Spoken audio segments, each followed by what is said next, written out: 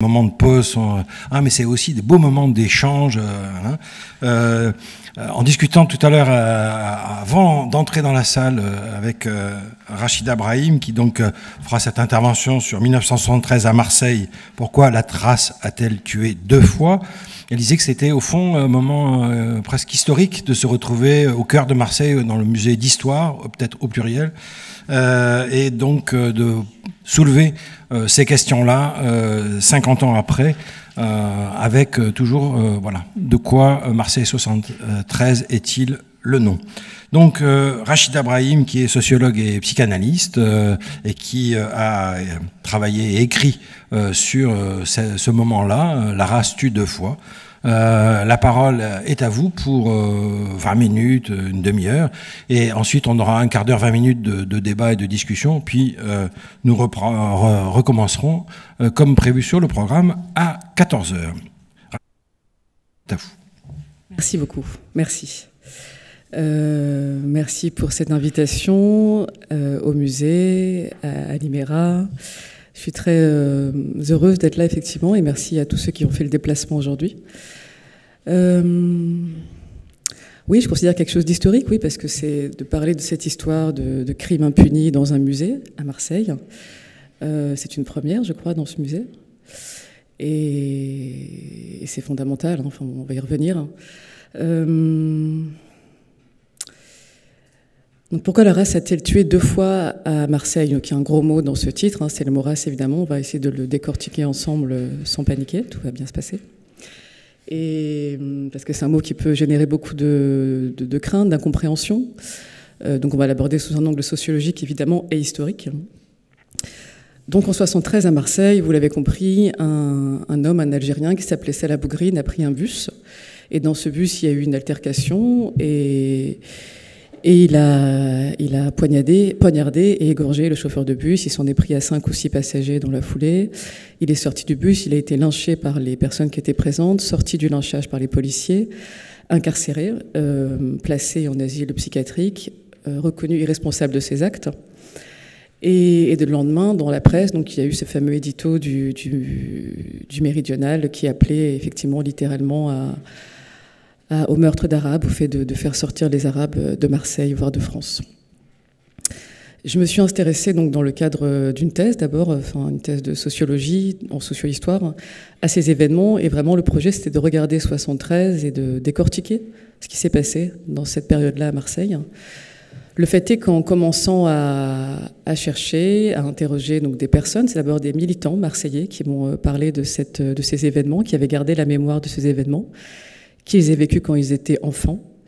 Et j'étais très interpellée dans leurs propos par le fait qu'ils associaient 2 termes a priori antagonistes, à savoir crime et impunité. Il y avait donc là ce qu'on appelle une énigme en sociologie, c'est le commencement d'une recherche, quand il y a 2 choses qui se confrontent comme ça très fortement et qui ont l'air totalement contradictoires. Donc c'était a priori impossible que des crimes soient impunis dans un pays démocratique, disposant d'un système judiciaire a priori efficace, etc., etc. Et donc ça a été le début de cette recherche, cette énigme, mais comment faut-il que ces 2 termes puissent être associés? Qu'est-ce qu'ils entendent par impunité? Et dans quelle mesure c'est possible? Et voir dans quelle mesure c'est vrai? Tellement ça peut paraître improbable, en fait. Il y a des personnes qui pourraient presque dire, mais enfin, vous exagérez, c'est pas possible. Donc j'ai pris très au sérieux leurs paroles, moi au contraire, et je suis allée chercher. Et d'abord dans les archives, et des archives de la presse, et en fait, après la mort du chauffeur de bus, il y a 6 morts à Marseille en 5 jours, des hommes qui sont retrouvés dans la rue, on a tiré dessus à coups de feu, des noyés dans le Vieux-Port, des cocktails Molotov lancés contre des foyers, etc., etc. Et donc ça, c'est dans la semaine qui suit. Mais il s'avère que plus je cherchais, moins ça s'arrêtait. C'est-à-dire que il y avait des événements en septembre, en octobre, en décembre, l'attentat dont on a parlé.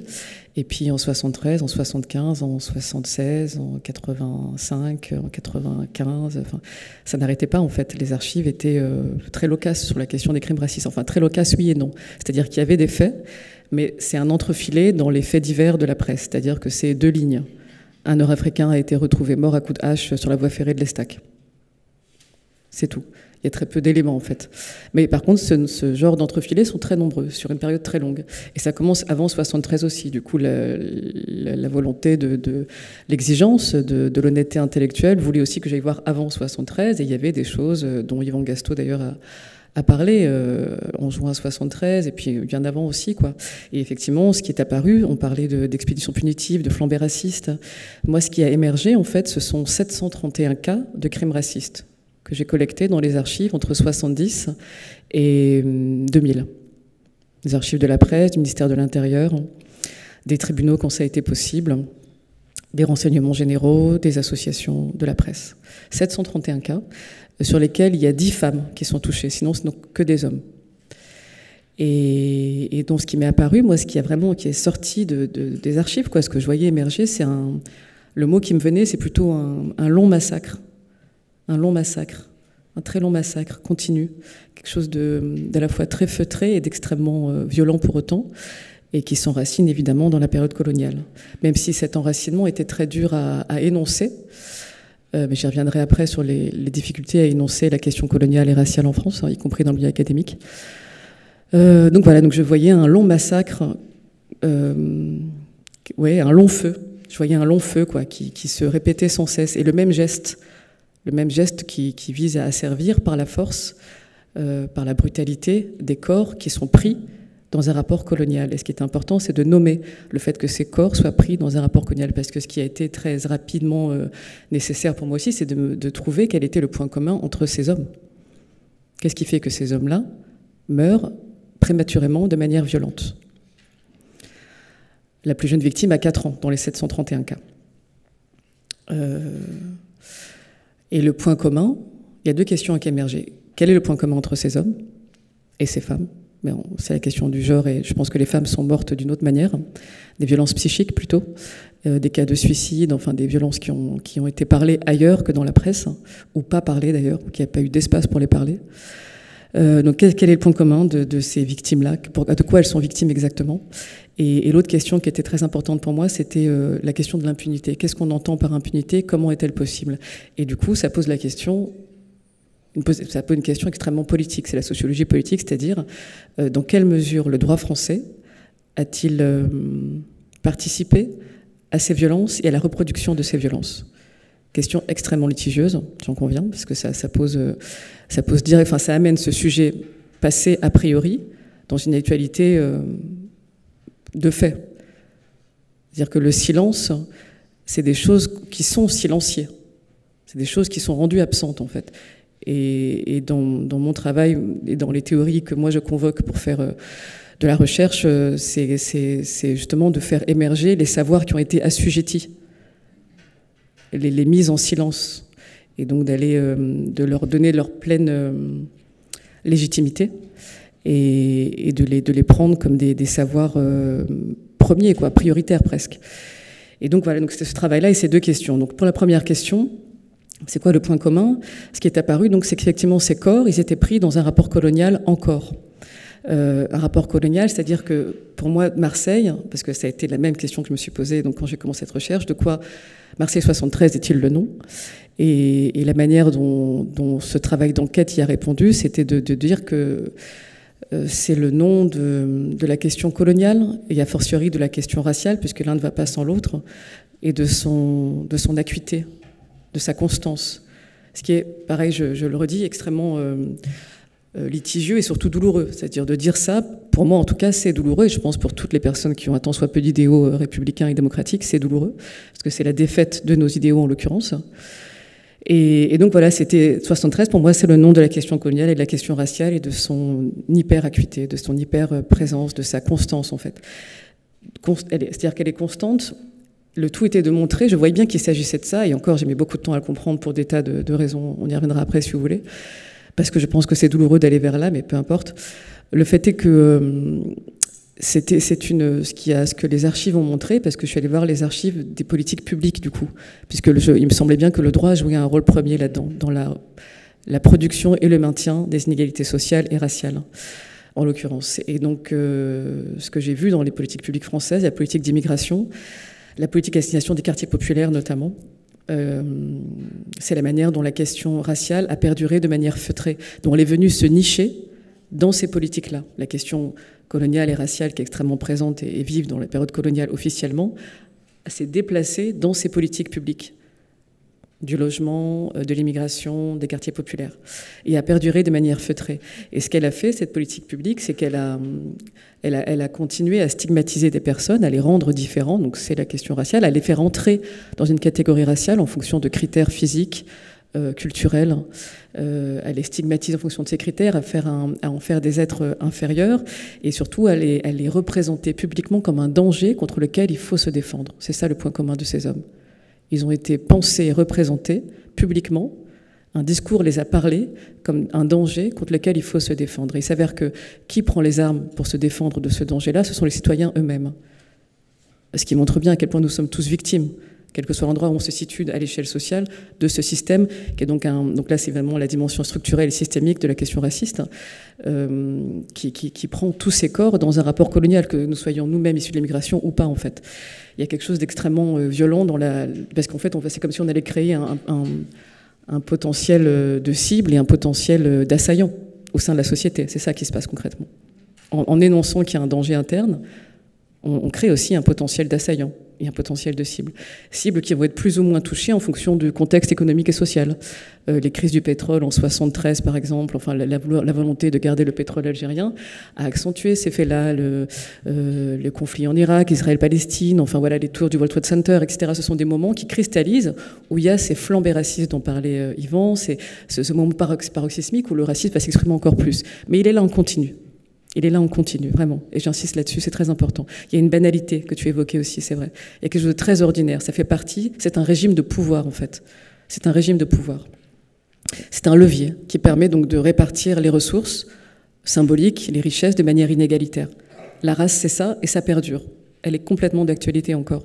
Il y a des tas d'endroits où on la retrouve. Si tant est qu'on ait les lunettes pour la regarder, qu'on ait le savoir pour la comprendre, la regarder, et la sérénité pour le faire aussi. Sinon, c'est ou extrêmement douloureux ou extrêmement manipulable d'une manière ou d'une autre. Voilà, donc le point commun, c'était ça, c'est qu'ils soient pris dans un rapport colonial et qu'ils les exposent à une violence spécifique. La deuxième question qui m'intéressait, donc ça c'est aussi la première fois où la race tue. Étant exposé à une violence spécifique, étant racisé, étant différencié sur la base de critères ethniques, raciaux, mettez le terme qui vous arrange, de critères physiques ou culturels, on peut simplement dire, ces personnes sont exposées à une violence spécifique. Et ça, c'est la première violence, c'est la manière dont la race tue une première fois, physiquement, dans les cas extrêmes de crimes, ou par des discriminations, des violences plus symboliques encore, et surtout toute une sorte de violence. Mais c'est la première violence qui est vraiment due à la manière dont on a été représenté publiquement. Et la deuxième violence, c'est la deuxième question, à savoir cette notion d'impunité. Comment c'est possible? Comment elle s'organise? Et est-ce que le droit joue un rôle et quel rôle il joue? Et ça m'a amené à aller consulter d'autres politiques publiques et la question des lois antiracistes notamment. J'ai voulu voir dans la loi antiraciste française qu'est-ce qu'on disait des crimes racistes du coup. Puisqu'il y a impunité pour les militants, pour les victimes, qu'est-ce qui se passe concrètement? Après les archives de la presse d'association, je suis allée voir les archives des tribunaux, à Marseille en fait, notamment après 73, pour voir si je trouvais des traces des procès, puisque tout le monde me disait 73, c'est totalement impuni, il y a impunité totale. Et alors c'est très compliqué les archives, c'est tout un long paragraphe aussi sur l'accessibilité, sur la manière dont certaines archives sont détruites parce qu'il n'y a pas de place, enfin bref, il y a tout quelque chose de très intéressant pour la mémoire qui se joue à cet endroit-là et pour l'histoire aussi. Et il s'avère que j'ai trouvé quelques dossiers qui étaient des affaires de 73, mais il n'y a pas de liste de crimes racistes. On ne trouve pas la liste des crimes racistes rangée dans un beau dossier empaqueté au service des chercheurs, pas du tout. Donc c'est un travail de fourmi, quoi, globalement, pour décortiquer ces 731 cas et retrouver dans les tribunaux le cas qui allait avec ce nom dans la presse, sachant qu'il y a très peu de noms d'auteurs, évidemment. On n'a même pas le nom des victimes, c'est un Nord-Africain mort. Et il n'y a jamais le nom des auteurs, sauf dans les très grands cas qui ont effectivement fait la une et où les auteurs se sont vantés de leurs faits, donc plutôt des groupes néo-nazis, extrême droite, etc. Et donc dans les tribunaux, ce qui est très étonnant, c'est que quand j'ouvre les archives, à aucun moment, dans tout le dossier, qui sont des dossiers assez épais, le mot racisme n'apparaît à aucun moment. C'est extrêmement présent dans la bouche des victimes, qui sont persuadés qu'il s'agit de ça, qu'il n'y a aucun doute possible. et pour cause, parce qu'elles connaissent ça dans leur histoire familiale depuis très longtemps, que c'est engrammé dans leur corps, dans leurs cellules, et qu'elles voient tout à fait les mécanismes, elles les reconnaissent immédiatement, elles ont un savoir inné et instinctif là-dessus. C'est présent dans la presse, des fois à demi-mot, avec tous les débats qu'ils vont à présenter, quoi, sur c'est du racisme, c'est pas du racisme, etc. Et dans les archives des tribunaux, il n'y a pas du tout le mot, pas une seule fois. Et donc je fais plusieurs dossiers sur plusieurs époques, et le mot n'apparaît jamais. Donc la tension, la dissonance entre les deux est tellement grande que là, à nouveau, l'énigme ne fait que se creuser. Et ça m'a demandé d'aller voir plus haut, en me disant, ok, si c'est pas à cet endroit-là, c'est forcément au niveau du Parlement. Et donc j'ai dépouillé les 4 lois, les dossiers législatifs des 4 lois antiracistes françaises, qui sont la loi de 72, la loi de 85, 90 et 2003. Et donc j'ai été voir les débats autour de ces lois, qui sont extrêmement riches, qui permettent vraiment de comprendre davantage la dimension structurelle et systémique de ce racisme-là et de ce qui se passe non plus à l'échelle microsociale entre un homme qui va tuer un autre homme, et toutes les questions que ça nous pose aujourd'hui, par exemple, mais de voir à l'échelle macrosociale comment cela est possible, comment c'est possible de tuer un autre homme dans une rue. A priori, c'est innommable et ça ne devrait pas exister. Qu'est-ce qui rend ça possible? Et qu'est-ce qui rend possible les silences autour de ça? Et donc, à l'échelle macrosociale, ce qu'on voit, c'est que dans ces 4 lois, à chaque fois, la question des crimes racistes a été posée systématiquement. Systématiquement. En force, vraiment avec une volonté très précise d'aller vers là, d'aller vers une capacité à mettre les crimes racistes en procès, à pénaliser le crime raciste. Et à chaque fois, cette demande a été contournée, occultée, évincée, minimisée, invisibilisée. Comment et pourquoi? En 72, il me reste combien de temps? Okay. En 72, la loi Pleven, elle est demandée, c'est l'ONU qui demande à la France de se mettre à jour sur la question du racisme et de comment on punit le racisme.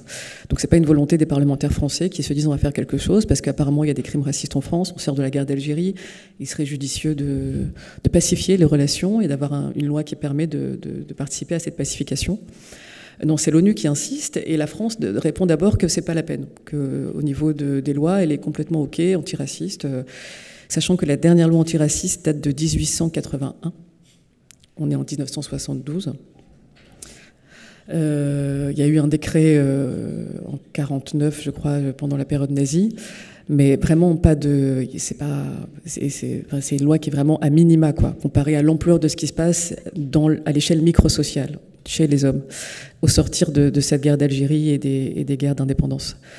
Et finalement, la France accepte de faire une loi antiraciste en 72 parce qu'elle y trouve un intérêt. Elle souhaite obtenir un siège à l'ONU, que la France ait un siège. Du coup, elle accepte. Une espèce d'accord comme ça qui se fait. Mais quand cette loi va être mise en place, l'ONU demandait à ce que les actes racistes soient punis. Et pas seulement la parole, c'est-à-dire les crimes aussi, les agressions racistes. Et les parlementaires français, donc je vous le fais vraiment dans le détail, enfin plutôt pas dans le détail, ils vont s'appuyer sur des dossiers du ministère de l'Intérieur. Le ministère de l'Intérieur demande à chaque préfet de faire remonter les incidents impliquant des Nord-Africains. C'est le terme employé. Tous les préfets se mettent en œuvre pour faire ceci, pour faire remonter ces incidents. Et ce qui est saisissant, c'est que donc, dans les archives, on a tous les dossiers des préfets qui remontent. Et donc on a la manière, enfin ce qu'on voit très, très, très clairement, c'est la manière dont tous les cas ont été réécrits. Les faits ont été réécrits de manière à enlever la dimension raciste. Systématiquement. Systématiquement. Donc ça s'appelle un mensonge, ça s'appelle une réécriture de l'histoire et des faits graves, en l'occurrence des faits qui sont transmis au système pénal. Et donc quand le policier du district, du département n'a pas bien fait le travail, parce qu'il s'agit de cocher, il y a une feuille, il faut cocher caractère raciste établi ou non établi. Systématiquement, c'est non établi qui est coché, sachant que la personne qui coche n'est pas un policier qui était sur place. On lui a rapporté cette histoire et il coche ça sans faire d'enquête, précisément sur la dimension raciale du fait. Et quand c'est pas assez bien poussé, c'est le préfet qui réécrit les faits en mettant en évidence... le but, c'est vraiment de faire entrer ces crimes dans le droit commun. Si c'est pas du droit commun, c'est des crimes politiques. C'est la guerre d'Algérie. C'est des crimes coloniaux.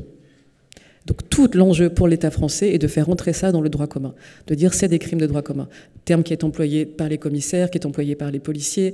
Tout l'enjeu est de faire entrer ça dans le droit commun. Il n'y a plus de guerre d'Algérie, il n'y a plus de colonisation, les crimes coloniaux n'ont jamais existé. Quand on parle d'impunité, c'est l'impunité du crime colonial dont il s'agit. Quand on dénonce jusqu'à aujourd'hui les crimes racistes impunis, j'ai l'impression, et c'est devenu c'est ce qui a vraiment émergé de ce travail. On parle constamment du crime colonial impuni, en fait. On ne parle que de ça, tout le temps. Parce que ça n'a jamais été parlé, je crois. Ou mal, ou pas assez, ou pas dans la mesure dont il aurait fallu en parler. Et donc voilà, donc l'enjeu de l'État français, c'est ça. Et donc ils font une loi, en fait, ils vont parler des incitations à la haine, ils vont évincer les crimes racistes, parce que ça n'existe pas, il n'y a pas de crime raciste du coup. C'est que du droit commun, des affaires de vol, des rixes à la sortie d'un bar, des histoires de femmes, etc., etc. Des règlements de compte entre eux, mais c'est rien à voir avec le racisme.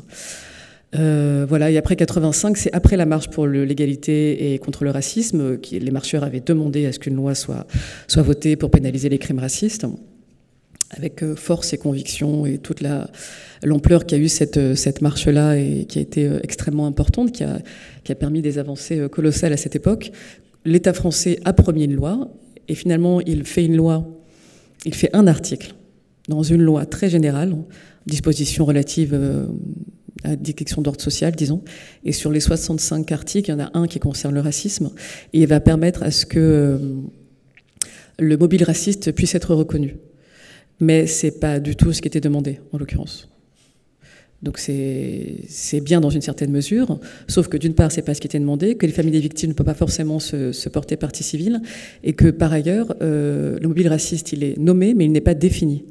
Donc dans les tribunaux, quand je suis regardée dans les procès, personne ne s'en saisit, puisqu'on ne sait pas ce que c'est en fait. On ne sait pas comment le caractériser. Du coup, c'est impossible, et ça tombe à nouveau à l'eau. En 90, la loi Guesso, qui est une loi fondamentale antiraciste française, la priorité, c'était de faire du crime raciste, de faire une loi pour le punir. C'était vraiment la demande prioritaire de cette loi Guesso. Et en fait, ça a été retravaillé dès les premiers échanges. On a enlevé cette question-là du crime raciste, on l'a remplacée par le délit de négationnisme, avec un intérêt très politique à l'époque, et toutes ces lois s'inscrivent dans un intérêt politique. La question du racisme est sans cesse manipulée à des fins politiques et des intérêts particuliers. Jamais en raison d'une conviction que la société ne peut pas être si on ne prend pas en charge cette question-là. Et donc on évince complètement ça en disant que c'est compliqué techniquement, c'est difficile de faire une loi là-dessus, c'est difficile à caractériser, on ne saura pas faire. Ça pose vraiment un problème technique, c'est vraiment le terme qui est employé. Et donc on remplace par négationnisme dans une volonté de vaincre le FN de cette manière-là, enfin bon, des débats plutôt politiciens. Et en 2003, la loi UMP, c'est une loi qui est votée par l'UMP, qui est mise en place par l'UMP, avec un exposé des motifs où le député explique clairement qu'il faut vraiment en finir avec l'impunité. C'est plus possible. Donc là, on est vraiment... L'État même reconnaît qu'il y a une impunité en 2003, qui dure depuis de nombreuses années, et que c'est un scandale et qu'il faut faire quelque chose. Là où ça devient beaucoup plus...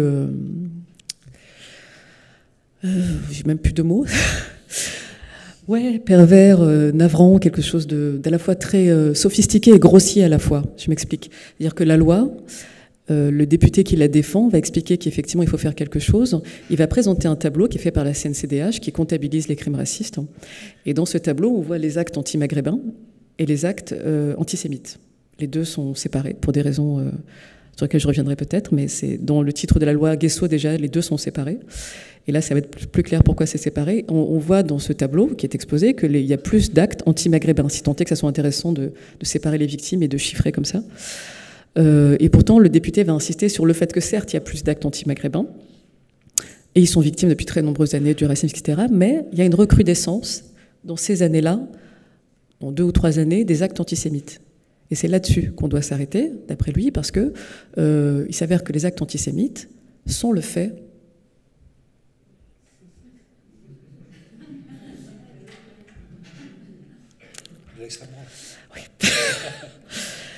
des jeunes maghrébins et des femmes voilées. C'est de leur faute s'il y a du racisme en France. Donc on a une loi antiraciste qui elle-même racise, qui elle-même crée la race, qui divise les juifs des arabes, enfin quelque chose de très pas du tout à la hauteur du débat et de la question et des enjeux. Voilà, et donc ça tombe à nouveau complètement à l'eau. Et par ailleurs, il y a cette question-là qui est très présente, enfin cette division, comment une loi antiraciste produit du racisme elle-même, en fait, participe au racisme structurel et systémique, ce qui est, il y aurait de longues choses à dire là-dessus, mais bon, c'est tout à fait représentatif de ce qui s'est passé jusqu'à aujourd'hui en France autour de cette question coloniale et raciale. Donc, c'est-à-dire une manipulation, un levier, un régime de pouvoir, ce que je disais au début, quoi. Ça sert à un projet politique, ça sert des intérêts particuliers. C'est vraiment le sujet principal. Et surtout, la deuxième chose très, très problématique, c'est que pour que le mobile raciste soit reconnu, parce que c'est l'objet de cette loi, ça devient une circonstance aggravante, certes, mais pour que ça soit le cas, il faut que l'auteur des faits ait énoncé quelque chose de raciste. Donc on n'a pas forcément la preuve de ça, il n'y a pas forcément de témoins de ça. Donc c'est une loi qui n'est pas du tout mobilisable à nouveau, qui reste lettre morte, quoi. Voilà, donc pourquoi la race tue deux fois? C'est-à-dire qu'elle tue une première fois parce que les personnes sont stigmatisées en fonction d'un certain nombre de critères, exposées comme un danger contre lequel il faut se défendre. Cette chose-là prend dans les têtes parce qu'il y a tous des discours médiatiques qui aident à ça, qui permettent cette violence-là d'exister. Et puis elle tue une deuxième fois parce qu'en fait il y a une violence psychique terrible qui sont faites à ces corps pris dans le rapport colonial, dans la mesure où quand ils vont expliquer en demandant différentes lois pendant près de 60 ans maintenant, si on compte la 62, disons, comme date de passage à autre chose, a priori. Ça fait 60 ans que ces violences-là sont dénoncées, et ce qu'on renvoie aux personnes qui expérimentent le racisme dans leur chair, c'est qu'elles se trompent, en fait, sur la violence qu'elles pensent subir. Donc on les contraint, on les envoie dans un espace qui confine à la folie, pour moi, en fait. Vous vous trompez. Or, il s'avère qu'il se passe des choses qui ressemblent vraiment beaucoup à ça. Et depuis plusieurs générations, de leurs grands-parents, de leurs parents, de même de leurs enfants. Et ça, c'est une société qui va très très mal, oui, qui ne peut que aller mal, en fait. Voilà.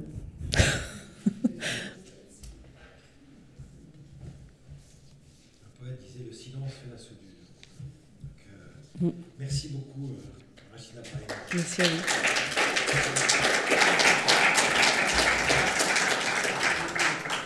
Je crois qu'on a effectivement, à partir de, puisqu'en vous écoutant, vous partez de Marseille 73 pour un avant et un après, et donc effectivement la rythmologie de la temporalité est très importante pour appréhender ces moments-là, et au fond vous avez commencé par au fond répondre à la question que Jim House avait posée et que vous posiez, de quoi Marseille 73 est-il le nom, de la question coloniale et raciale entrelacée dans des corps. Et là, on voit effectivement que ce qui est intéressant, là aussi, puisque l'IMERA est un lieu d'interdisciplinarité, on voit que l'approche historienne est celle d'une sociologue et psychanalyste avec une dimension d'anthropologie des corps, etc., situe les choses autrement et permet de comprendre effectivement ces angles morts que vous auscultez dans le deuxième, pourquoi on tue une deuxième fois, qui est effectivement finalement le crime du déni persistant, jusqu'à y compris dans les lois qui sont supposées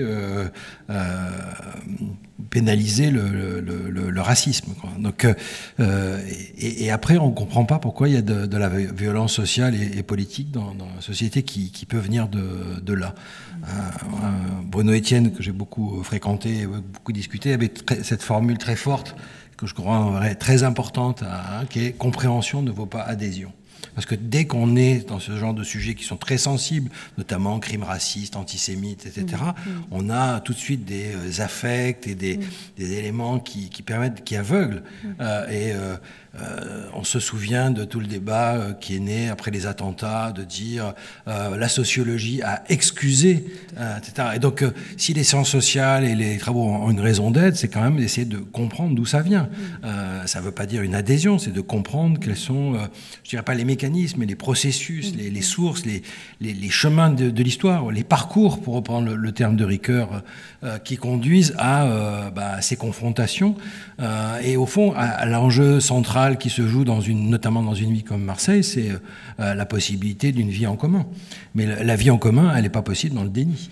Or, de ce point de vue-là, le déni, il est très profondément ancré dans la façon dont cette histoire se raconte, ou plutôt ne se raconte pas. Et il me semble justement que ces moments-là d'ouverture, de présentation, de délibération, au cœur même de Marseille, de son musée d'histoire, voilà, participent de quelque chose d'autre qui est raconté. Et le récit, hein, l'identité narrative, elle ouvre d'autres pistes et d'autres perspectives. Mais nous sommes vraiment qu'au début d'un processus, et encore une fois, merci de pouvoir nous retrouver autour de cette question au musée d'histoire. Donc pour un petit quart d'heure, si vous le voulez bien, de questions, réactions à partir des propos de l'intervention de Rachida Brahim, et puis ou d'autres que vous souhaiteriez soulever, avant que nous nous retrouvions cet après-midi avec Dominique Manotti. La parole est à vous, si c'est possible. Oui, c'est pas grave. Donc simplement, s'il y a plusieurs prises de parole, on a juste un petit quart d'heure, 20 minutes, allez, parce qu'après, voilà, faut faire déjeuner les intervenants et revenir, recommencer à 14h. Voilà. Mais on est dans un temps de délibération, c'est très important. Oui, alors effectivement, au moment de la marche pour l'égalité, les marcheurs donc avaient demandé une loi sur le racisme, donc de plus que celle de 72. Donc en 85, il y a eu, me semble-t-il, le racisme était devenu une circonstance aggravante. Alors on s'est rendu compte en fait qu'on pouvait pas alors parce que moi je faisais partie de personnes qui suivaient les familles qui étaient parties civiles dans le cas de crimes racistes, et en fait on s'est rendu compte qu'à chaque fois qu'on invoquait le caractère raciste, c'était pas payant, je sais pas comment dire, enfin c'était pas, trouver un autre terme, vous m'avez comprise, c'est pas judicieux en fait en termes de défense, parce que comme ça a été dit, il faut pouvoir le prouver. Souvent les personnes ne disaient pas avec des mots qu'elles étaient racistes. Par contre, ce qu'elles disaient, c'était j'ai voulu protéger ma voiture. Par exemple, je prends le cas de Waïd Achichi, 18 ans, à Lyon, qui passe à côté de la voiture de Nicolas Bardelli, qui lui regarde sa voiture derrière la vitre et voit un jeune passer. Et du coup, il n'a pas dit oui, il me paraissait un peu bouclé, brun, etc. Il a dit j'ai eu l'impression qu'il allait voler ma voiture. Donc en fait, on a beaucoup travaillé sur cette notion-là d'arguer le crime sécuritaire plutôt que le crime raciste. Bon, voilà, c'est et donc et puis pour faire court, parce qu'il y a eu d'autres exemples comme ça. Mais bon, néanmoins, moi je pense que c'est effectivement pas si simple que ça, hein, parce que le racisme, c'est comme après est-ce qu'on tue bon, enfin bref, on va rentrer dans est-ce qu'on tue une femme parce que c'est une femme, ou est-ce que voilà, donc bon, je m'arrête là-dessus. Quand c'est un peu psychique, c'est pas toujours évident, quoi. Mais bon, la deuxième chose qui m'a vraiment intéressée dans ce qui a été dit sur c'est des rapports de domination, et c'est tout l'imaginaire colonial qui est très très présent dans tous les crimes dont on a parlé là. Tu as parlé d'hommes et de femmes, et en fait moi je me souviens, il me semble, Fausto Giudici, dans un de ses, quand il liste les crimes, il parle, je pense que c'est dans le livre de Fausto Giudici, il parle d'une petite fille, Melika Yazid, une petite fille de 8 ans. Et là, du coup, je me suis dit, mais c'est vraiment parce que j'ai revu c'est comme si on était en Algérie pendant la guerre d'Algérie, quoi, sauf que ça se passe en France. D'ailleurs, je sais pas si ça se passe pas à Marseille aussi, d'ailleurs, ou à Région parisienne. Où ça ? Région parisienne. Région parisienne, d'accord. Mais donc, en France. Et c'est la police qui cherche, je crois, son frère ou son cousin, je ne sais quoi, et qui arrive, et la petite se réfugie dans sa famille, et donc il la course, et puis il lui donne une gifle, et puis elle décédera quelques jours plus tard. Je trouve que c'est vraiment donc le pouvoir de la police, l'impunité, parce que c'est comme si on était en situation de guerre pratiquement, parce qu'on va chercher voilà. Et quand tu as dit que c'est l'imaginaire colonial, j'ai vraiment pensé à ça. Je fais court, pardon. Oui, une petite réaction. Alors sur les différentes violences, effectivement, vous citiez c'est cet homme, en fait, cette idée que j'ai protégé ma voiture. C'est vraiment une constante dans les différents cas que j'ai pu trouver. Et ce qui a émergé des 731 cas, c'est 3 types de violences, en gros. Il y a les violences situationnelles, c'est-à-dire que il y a un homme qui a la certitude qu'il doit protéger un bien contre un danger, donc le danger que j'évoquais, un maghrébin qui est là. Donc c'est sa voiture, sa maison, sa femme, la fête nationale, il y a pas mal d'événements au 14 juillet. Sa tranquillité, c'est très subjectif. Son chien, enfin peu importe, contre un danger potentiel, en l'occurrence la présence d'un maghrébin qui n'a strictement rien fait, si ce n'est être là et représenté comme un danger dans la tête de la personne. Et la personne passe à l'acte parce qu'elle est persuadée qu'elle doit protéger quelque chose. Vraiment, c'est une conviction. Donc il y a ce type de violences qu'on peut qualifier de situationnelles parce qu'elles sont liées à une situation précise de la vie quotidienne. Il y a les violences plutôt idéologiques, là c'est plutôt des auteurs de l'extrême droite, néo-nazis, des anciens de l'OAS qui agissent par conviction politique et idéologique avec la certitude que ces personnes-là n'ont rien à faire ici, que doivent repartir, que c'est vraiment des nuisibles, etc., etc. Et donc là on tue pour ces raisons-là idéologiques. Et c'est plutôt affiché dans ce cas-là. Et le troisième grand type de violence qui émerge, c'est ce qu'on pourrait qualifier de violence disciplinaire, faites par des membres de l'autorité publique, policiers, mais pas que, des douaniers aussi, ou du personnel hospitalier par exemple. Et dans ce dernier cas, c'est plutôt des morts par négligence, c'est-à-dire qu'un maghrébin arrive à l'hôpital avec une douleur très forte, et il n'est pas pris au sérieux par la personne qui l'accueille à l'hôpital. Il est renvoyé par exemple en disant non, vous avez rien, et l'homme meurt sur le parking de l'hôpital. Donc voilà, c'est les 3 grands types qui émergent, et effectivement la notion de crime sécuritaire est apparue parce que c'était pas possible d'aller en procès avec ça. Merci pour ces distinctions. Moi, Oui. j'avais une question, une précision pour vous. Vous dites qu'au démarrage de votre recherche, de vos recherches, vous avez interrogé les témoins des faits qui étaient jeunes à cette époque-là, et émergé cet oxymore entre crime et impunité, qui a été le début du déclic de vos recherches. Et ma question était de savoir quelles étaient ces personnes que vous avez interrogées. Qu'est-ce qui vous a amené, quelle était votre idée de les interroger? Pourquoi ces personnes-là? D'où venait votre réflexion pour aller vers elles et donc leur demander, gérer leur ressenti, leur témoignage, voilà. Oui.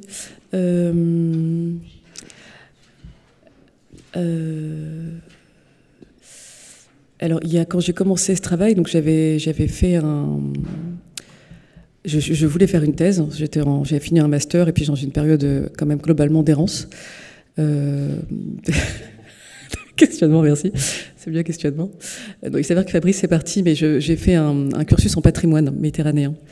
Et qui a été déplorable. J'étais vraiment en grande difficulté dans ce cursus-là, parce qu'en fait, je crois que c'est pour ça que cette journée me touche particulièrement, parce que j'étais à la recherche d'un patrimoine que je ne trouvais pas dans les musées, que je fréquentais étant étudiante, et que je ne trouvais pas dans l'enseignement qu'on me donnait en faculté. Et donc, il y avait un sentiment de total... Oui, sauf que je ne mettais pas ce mot, j'étais dans une incompréhension générale de ce qui se passait autour de moi, pendant très longtemps, je pense. Et c'est sans doute peut-être un trait commun à pas mal d'enfants d'immigrés, mais ça, c'est une autre question. Dans une incompréhension générale de ce qui se passait autour de moi, dire qu'il y avait des capacités intellectuelles comme après tout le monde. Enfin, on va à l'école, on apprend, voilà, ça va, quoi. Mais je ne comprenais rien, parce que tout ce qu'on me racontait n'était pas ce que je cherchais fondamentalement, viscéralement, quelque chose comme ça. Et donc voilà, le cursus en patrimoine, enfin voilà, toutes ces années ont été des grandes années d'errance, ouais, quand même, de questionnement, on peut dire. Mais il y avait vraiment ce sentiment d'errer, quoi, de pas comprendre et d'errer, quoi.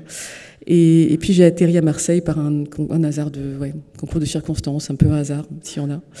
Et j'ai commencé à travailler dans les quartiers nord de Marseille, dans un centre social qui s'appelle l'Agora, à la Busserine, dans le 14e arrondissement. Et j'ai dans ce centre social, dans ces quartiers, il y avait des personnes que je considère comme des maîtres, comme des grands enseignants, pour lesquels j'ai beaucoup de respect, parce que c'est eux qui m'ont appris tout ce que je cherchais, en fait, contre toute attente. Bien sûr. Il y en a qui sont des grandes figures du militantisme marseillais, qui sont très connues. Il y a Karima Berich, qui dirigeait le centre social à l'époque. Il y a Nefat Agelmen, qui a beaucoup témoigné sur la mort de son propre frère. Enfin, il y a Yamina Bencheni. Samia Chabani fait évidemment partie de ce réseau associatif et militant qui cherche à dire quelque chose d'une autre histoire, d'une histoire au pluriel, en fait. Et Ramzi Tadros, enfin voilà, tout un tas de personnages qui ont participé à à la constitution d'une histoire, d'une autre histoire. Marie-Laure Mahé, évidemment, aussi. Enfin, il y a vraiment quelques personnes qui sont présentes aussi aujourd'hui qui ont permis que cette chose-là soit dite, entendue et transmise par-delà le silence, par-delà les dénis, en fait. Il y a une histoire parallèle qui a réussi à se tisser et que j'ai réussi à reconnecter. Et à un moment, je les ai retrouvés. Ils étaient cachés, j'ai réussi à les trouver. J'ai grandi à Metz, donc assez loin. Et je les ai retrouvés, c'est un énorme apprentissage. D'un coup, c'est comme si quelque chose s'ouvrait. Genre, ah, enfin, quoi. Ok, d'accord. Et donc, ça a été le début de cette... Enfin, c'est eux que j'ai interrogés, du coup, c'est ces militants-là qui me parlaient de crimes... Enfin, ils parlaient entre eux de crimes racistes impunis. Et j'étais là, et du coup, j'ai posé des questions, et ça a été... j'ai eu le sentiment d'avoir trouvé mon sujet de thèse, que je cherchais depuis un bout de temps. Voilà. Merci pour cette égo-histoire intellectuelle. Mais les généalogies sont toujours très parlantes. Yvan Gastaut l'a fait aussi tout à l'heure. Oui. Les deux dernières questions. Voilà. Bonjour. Bonjour. C'était plus une question par rapport à ce que vous disiez, au niveau des différentes lois qui ont été éditées, qui finalement toujours détournent ou créent même chez les personnes qui sont pas blanches en France une forme de schizophrénie, enfin d'impression de folie ou d'invalidité, puisqu'on sait que quand on va énoncer une violence raciste, elle va être toujours invalidée d'une manière ou d'une autre. Du coup, c'est une question bizarre pour une historienne, mais comment vous voyez le futur un peu par rapport à ça, ou enfin, dans quel sens on va? J'ai l'impression que c'est cette espèce de systématisme de l'invalidation de ces crimes-là ou de ces violences-là est en train de s'intensifier et que c'est comme si c'était vraiment un peu la continuité de justement la colonisation des esprits. Et du coup, où on va? Voilà, c'est ça ma question. Vaste question. Oui, vaste question, mais c'est vrai qu'elle est très importante. Il faut forcément à un moment se la poser, quoi, qu'on retourne vers le passé et qu'on voit l'état actuel des choses. Donc la question que vous posez, c'est, en sociologie, le terme qu'on emploie, on parle de colonialité du pouvoir et du savoir. C'est-à-dire que c'est une manière de dire que la question coloniale a perduré par-delà les indépendances. De manière feutrée, certes, mais qu'elle perdure et qu'elle reste active. Et que donc la question raciale qui est sous-jacente reste active. Il s'agit de ça, en fait. Et la colonialité du savoir, c'est la manière dont on va assujettir des savoirs pour les rendre inopérants, pour les disqualifier continuellement. Les savoirs militants, les savoirs des primo-concernés par ces violences sont des savoirs assujettis, mais les savoirs de chercheurs, ils vont parler aussi de la manière dont il a voulu mettre cet article, publier cet article. Un savoir islamo-gauchiste. Voilà, c'est une manière très forte, ça, de disqualifier ces savoirs-là, par exemple. Le discrédit d'islamo-gauchisme, etc., ça a été une manière le wokisme, enfin, tous ces termes-là, cherchent à disqualifier des savoirs de chercheurs, de primo-concernés.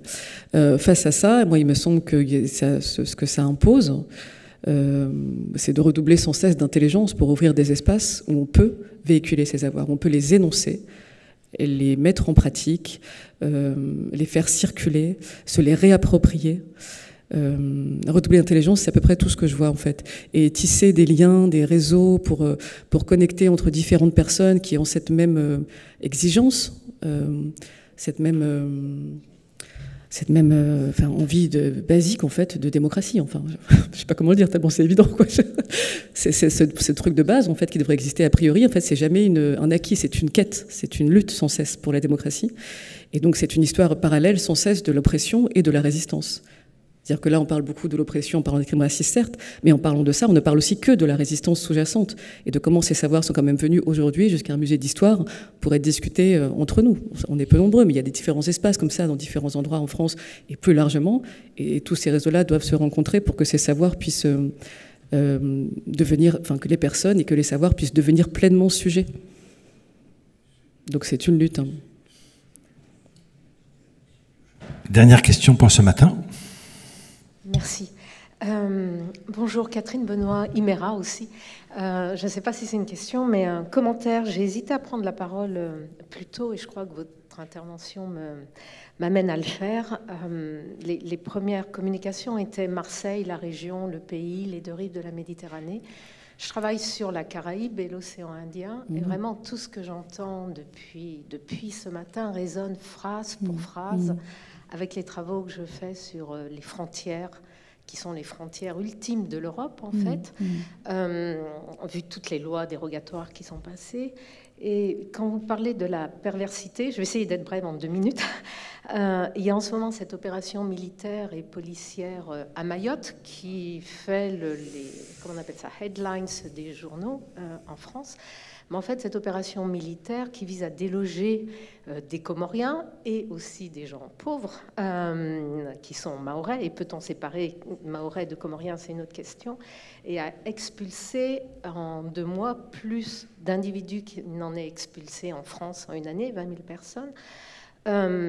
C'est dans une continuité, c'est dans une continuité postcoloniale. Et cette continuité postcoloniale est vraiment parallèle et dans la continuité de ce que vous avez décrit sur les stratégies policières, les tactiques policières, la répression.